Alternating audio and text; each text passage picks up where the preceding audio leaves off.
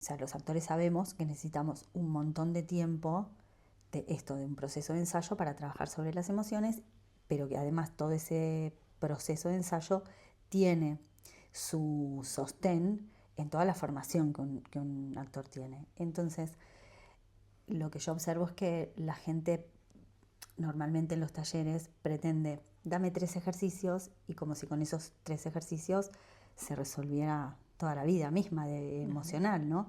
Entonces, ¿cómo haces para que realmente se entienda que el trabajo emocional es un trabajo que lleva mucho tiempo? Primero aprovechando cualquier oportunidad, porque también muchas veces la convocatoria, sobre todo de parte de las empresas, de las organizaciones, es a dar una charla. Pero en una charla que dura 1 hora y media, es muy difícil. Vos podés igual compartir algunas herramientas muy básicas, sobre todo de respiración y corporales, alguna cosa cognitiva, pero en realidad si vos no lo practicás, por eso lo llamamos entrenamiento socioemocional, porque Claro. como vos decís, es como si vos no lo practicás, no lográs realmente instalar el cambio en ese repertorio emocional. O sea, yo lo llamo repertorios emocionales porque en realidad creo que en gran medida son aprendidas. La forma que nosotras las personas reaccionamos frente a los eventos, de manera emocionalmente reaccionamos frente a los eventos, en general son repertorios aprendidos. Obviamente hay una parte de personalidad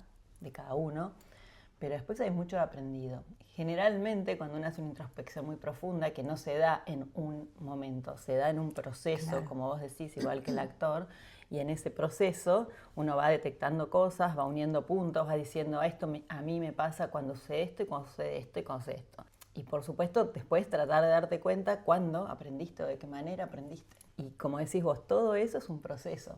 Entonces en una charla de 1 hora y media, lo más que yo aspiro es a que las personas tomen conciencia de, Claro. por lo menos decir, bueno, esto y esto a mí me pasa, ¿qué puedo hacer a partir de ahora? Claro, porque es como un trabajo más empírico, digamos, lo que tenés que hacer. Porque Y es un trabajo del famoso pasarlo por el cuerpo, que todo el mundo dice hay claro, que pasarlo por el cuerpo. ¿Qué es pasarlo por el cuerpo? Básicamente es sí, eso. tomar Y registro, tomar porque registro y luego poner en práctica una nueva rutina de comportamiento, de reacción y de comportamiento, y eso a nivel cerebral implica un nuevo aprendizaje. Cuando uno tiene que cambiar un hábito o de nuevo un repertorio emocional, lo primero es darse cuenta para que esa respuesta se demore y entonces después es reemplazar ese repertorio por un repertorio nuevo. nuevo. Y eso implica tiempo porque el cerebro requiere un tiempo y una recurrencia. Claro, para soltar el anterior Exacto. y tomar lo nuevo y además para anclar eso nuevo. Claro, y por supuesto requiere también de mucha resiliencia, porque por más que uno ya lo tiene claro, ya sabes cuáles son los disparadores, suponete que ya hiciste todo ese proceso, ya sabes cuáles son los disparadores, ya sabes qué situaciones, personas, no sé qué, son los que disparan en vos eso, ya tenés herramientas para trabajarlo, ya sabes cuáles te funcionan mejor y un día patinás. Y Claro, siempre que pasa ahí está el observador, que es el que viste que vos no ibas a poder, ¿no? El claro, que te claro, tira toda. claro. Entonces, Siempre vas a ser así, siempre vas a es ser que vos sos escorpión. así. ¿Viste Claro, esta frase que yo siempre arranco mis talleres diciendo, esa es la primera frase que tenemos que desterrar de nosotros? Las personas no somos de una manera, claro. estamos en proceso permanente de crecimiento, desarrollo, de cambio, estamos en aprendizaje, el aprendizaje no es perfecto, no es circular, no es lineal, es Claro. justamente, ¿no? Vas y venís. Y Y además entonces, un patinazo no quiere decir que hayas perdido todo el trabajo que venís haciendo, ¿no? exacto, e incluso en algunas situaciones hasta es poderoso para terminar de cuajar primero la necesidad de ese cambio y segundo que va por ahí. ¿Se disponen mejor a todo este trabajo las mujeres, los hombres o tiene que ver con algo más de la personalidad y no de, de estos roles que, ¿no? que tenemos las mujeres en la vida y la que tienen los hombres? Claro, es un tema apasionante, estos roles que vos decís que ya traemos. Las mujeres tenemos, así como los hombres tienen que aprender de las mujeres y nosotras como madres, padres tenemos que criar hijos e hijas con esa nueva conciencia. Pero de nuevo, esto está cambiando mucho, muy rápidamente. ¿Y eso creo que porque el liderazgo está cambiando o porque? yo creo que primero está cambiando porque están cambiando los roles de los géneros, por suerte. Y creo igual que hay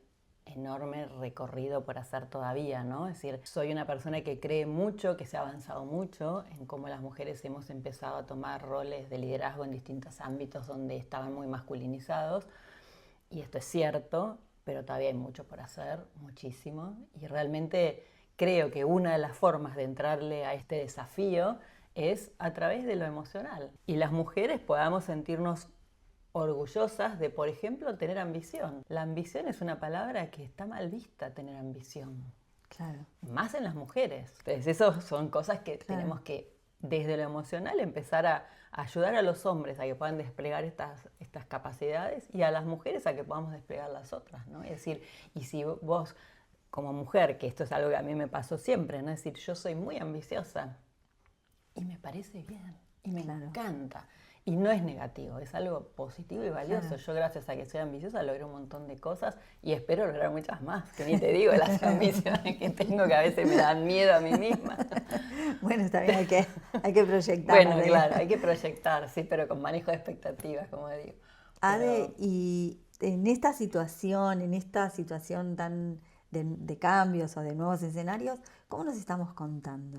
Bueno, creo, eso me encanta esa pregunta porque es lo que nos unió, ¿no? La narrativa. Yo creo que una de las razones por las que conecté con vos es porque creo que la construcción de la narrativa que tenemos las personas a nivel individual, y yo colaboro con las personas a nivel individual en su narrativa, pero a su vez en las organizaciones, en los emprendimientos, en los proyectos, cada una de esas cosas tiene que tener una narrativa que sea poderosa y que sea realista.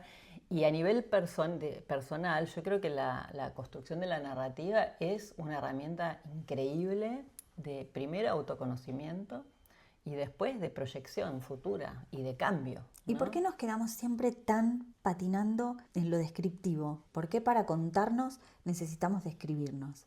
Bueno, un amigo mío neurocientífico siempre dice que las personas tenemos un instinto visceral de contar la experiencia, que a mí me parece una frase espectacular, sí, ¿no? Es decir, es algo totalmente constitutivo del ser humano y que viene con la conciencia, que es esa capacidad de ser objeto y sujeto, que es impresionante si lo pensás, ¿no? Entonces es entendible que la narrativa, que tiene que ver con el lenguaje, que es la forma en que ponemos bonito, digamos, o que podemos hacer que las historias sean apasionantes y por lo tanto las personas las quieran escuchar, bueno, van de la mano de todo eso, ¿no? Y del aprendizaje y del desarrollo humano en definitiva. ¿Y cuánto tiene que ver con lo que te escuchaba decir al principio de todo el bagaje emocional que uno tiene, ¿no? Los actores decimos, o sea, cuando estás grabando una novela y hay algo de tu personaje que no te está gustando, voy a subir a hablar con el autor. Entonces yo siempre uso ese juego de palabras de si no te gusta tu historia, hablará con el autor. Está buenísimo. ¿O no? Está buenísimo porque yo trabajo mucho en la narrativa para, como te digo, en los procesos de coaching, por ejemplo. En general, cualquier proceso de coaching que inicio arranca con un trabajo de narrativa personal, ¿no? Que arranca primero con escribí, son distintas formas, pero las 3 cosas básicas que hago. Escribí, suelto quién sos. Y luego sobre eso hago que la persona lea algo que lo remita al pasado. Entonces se conecta con su historia. Sí. El siguiente texto que le va a escribir es ¿quién querés ser? Y es muy interesante lo que pasa en esos 3 momentos porque las personas nos vamos, porque yo también he hecho el ejercicio, como conectando con nosotros mismos, la misma persona, con el escritor, ¿no? Con el autor, claro. Con el autor, pero mirando partes distintas de ese personaje, ¿no? Que al final es el mismo. Y a veces es muy interesante también en ese proceso cómo las personas hacen algo que yo llamo actualizar el yo. Es decir, muchas veces nos narramos desde alguien que ya no somos. Que ya no sos. Ya no soy esa. Ya no soy más. Claro, porque o también tener conciencia de que tu historia no es solo una fracción. Es una historia de la cual vos podés tomar cualquier fracción que necesites para la conversación que estés teniendo, digamos, pero... Totalmente. Bueno, hay un autor que yo sigo mucho que se llama Boris Cyrulnik y una de sus frases más geniales es: con la misma información de una vida podríamos escribir 100 historias distintas y claro, todas serían verdad. Y yo, digo, ¿cuál querés escribir vos hoy? Que esto con vos lo trabajamos Claro. para este público, para este objetivo, con la información de la que dispones, que es la de tu vida, ¿no? Pero a veces uno no se da cuenta que hay partes de la historia de su vida que no las pone a jugar. Hay momentos en los que no solo te puedes sumar, sino que hay momentos en los que esa parte, ese fragmento de tu historia te puede ayudar a contar algo que estás queriendo contar. Por eso, digo, es importante lo que decías al principio sobre que el trabajo es empírico en todos sus niveles. Totalmente. ¿No? En todos sus niveles, porque el autoconocimiento es fundamental para poder saber con qué cuento, ¿no? Con qué cuento, o sea, tratar de, en términos de poder, con qué cuento para contarme, ¿no? Exacto, sí, y también para rediseñar cómo me cuento, pero administrando la información de otra manera, ¿no? No sé, yo creo que trabajando solo nuestra narrativa personal y lo mismo llevarla a una organización, a un proyecto, es súper poderoso. Sí, sobre todo lo que me gusta de tu mirada o de cómo abordas este tema, es que no lo haces de una manera como epidérmica o lineal, sino como esto, como parte, como vos dijiste, como algo sinfónico. ¿No? Como que hay montones de resortes o de puertas que hay que ir abriendo para encontrar ¿no? Toda esa paleta de colores que todos tenemos. Sí, totalmente, porque a veces es como que te ayuda mucho primero a conocerte, a entenderte y después a potenciar cosas que a lo mejor tenés como... Yo nací en Buenos Aires, pero me crié en el interior, en un pueblito muy pequeño, 2.500 habitantes. Te construye distinta como persona. Sí, totalmente. O que tus orígenes son polacos o, no sé, italianos o mapuches. Sí, no es lo mismo. No es lo mismo. Entonces, y no es lo mismo en todo sentido, porque incluso en el funcionamiento de la corporalidad tampoco es lo mismo. Totalmente. Tampoco es lo mismo. De hecho, es interesante, porque ahora que lo decís, me pienso a mí misma. Es decir, yo hablo muy fuerte y yo te voy a hacer un trabajo personal real, de respiración previa para que no me salga el campo de adentro, ¿me entendés? Claro, corresponde a otras dimensiones, a otras... Exacto.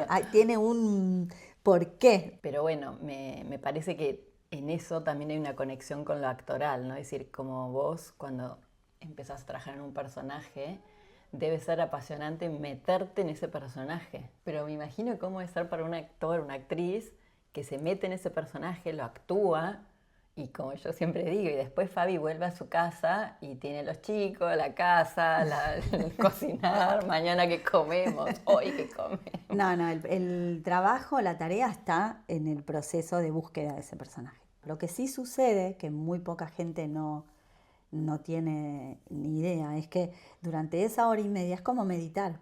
Vos estás en otro presente que es ese presente. Hay diferentes tipos de meditación. Actuar es como meditar, porque una vez que vos entraste al escenario, estás en ese presente. Estás ahí, Interesante. funcionando ahí. No estás, tenés la cabeza en ese aquí y ahora. Soy Frida, digo tal cosa, ella es Pirula, me va a decir tal cosa, estamos acá, este lugar en el que estamos es este lugar en el que estamos. Entonces es como, te podría decir, lo más parecido a meditar. Y cuando eso se terminó la meditación. Volviste, tomamos unos mates. Conectás de nuevo, claro. Claro, si no sería muy difícil. Claro, qué interesante, es como el flow. Cuando estás haciendo una actividad, estás tan concentrada y tan copada, ¿no? O sea, tiene que ser algo que te entusiasme haciéndola, que viste el famoso, el tiempo se te pasa volando, Sí. es decir, y no estás pensando que estás haciendo la actividad, la estás haciendo ahí, ¿no? Y eso y que para un actor sería imposible si yo estuviese pensando. Por eso, por ejemplo, cuando haces un reemplazo, lo que llamamos un toro, o los días de las funciones de estreno son muy difíciles porque es muy difícil estar presente. Claro. En esas funciones vos estás, ya dije esto, ahora viene este texto, ya lo dije, ahora viene este, ya lo dije, ahora viene este, ¿entendés? Entonces eso es muy agotador porque no estás. Claro, todavía no lograste el estar aquí ahora en el presente. Claro, sí, está buenísimo, es como un mindfulness. Es eso. Esto para que para encontrarte Está algo buenísimo, es que familiar tiene- y que me lo puedan encanta. entender, porque es eso, por eso puedes entrar y salir. Primero porque tenés toda la preparación para llegar a encontrar ese estado en el que el personaje tiene que funcionar según sus circunstancias y según sus relaciones y sus vínculos. Y el conflicto de la obra. Pero más allá de eso, bueno, es esa la zona en la que habita.